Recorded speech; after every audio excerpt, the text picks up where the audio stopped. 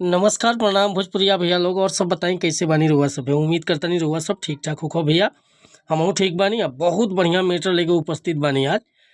ढोनी चटना जौन गीत आई रहे ढोनी चटना 2 लिख ले बानी। आ 1 नंबर के मैटर बाटे भैया। जेंगा नहीं बज रहे वहीं नहीं हो बजी। बस म्यूजिक बढ़िया बनवा देता नहीं, गायकी ढंग से करता नहीं तो गाना 100% बज जाए भैया। तो चलिए देर ना करते हुए मैटर के शुरुआत कल जा कि कैसे गावे के बा, का एकर धुन कंपोज के लिए बानी, का लय बा।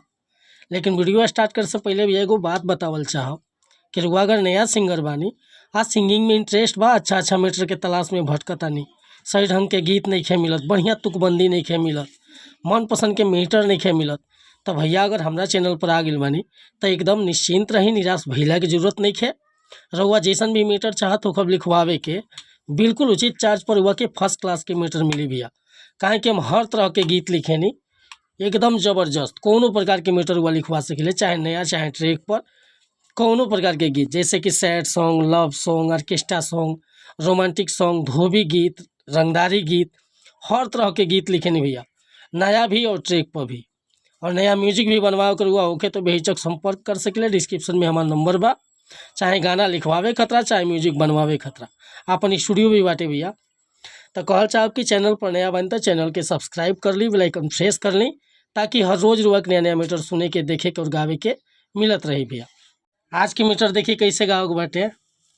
अरे छोड़ी के मेहर बभातार साला पाटाना, देवर ढोड़ी चाटाना, कोइले बावे घाटाना, देवर ढोड़ी चाटाना, कोइले बावे घाटाना, देवर ढोड़ी चाटाना।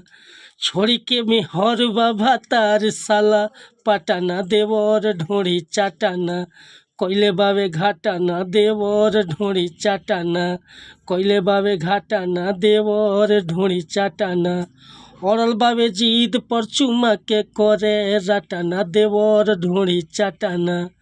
औरल बावे जीद पर चुमा के करे राटाना, देवर ढोड़ी चाटाना, कोइले बावे घाटाना, देवर ढोड़ी चाटाना, कोइले बावे घाटाना, देवर ढोड़ी चाटाना।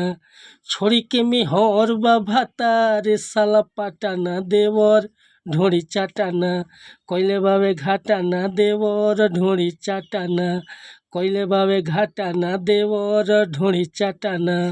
रउआ पर कोरस लगवा सकतानी, एकरा के लाइव गायब तो और मजा आई। काहे कि सीक्वेंस पर तो गाना आइले रहे, लेकिन एकरा के लाइव गा देता नहीं तो गाना 100% बच जाई भैया। अगर ये मीटर पसंद बा, फुल गीत लिखवावे के चाहता नहीं तो बेहिचक हमरा से संपर्क कर सकिले। डिस्क्रिप्शन में हमारा नंबर बा। और हमरा गाँव में कोनो त्रुटि भइल तो क्षमा चाहत नहीं भैया, काहे कि हम राइटर बानी, सिंगर ना।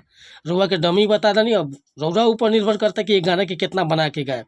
शब्द हम दे दनी, डमी दे दनी। अब गायकी में जोर रउआ देवे के पड़ी, म्यूजिक पर जोर बढ़िया से बनवावे के पड़ी। तब भैया कोनो प्रकार के मैटर लिखवाओ होके चाहे नया म्यूजिक बनवाओ होके तो कॉल कर सकिले, चाहे व्हाट्सअप कर सकिले। और वीडियो पसंद आए तो भैया लाइक करब, कमेंट करब।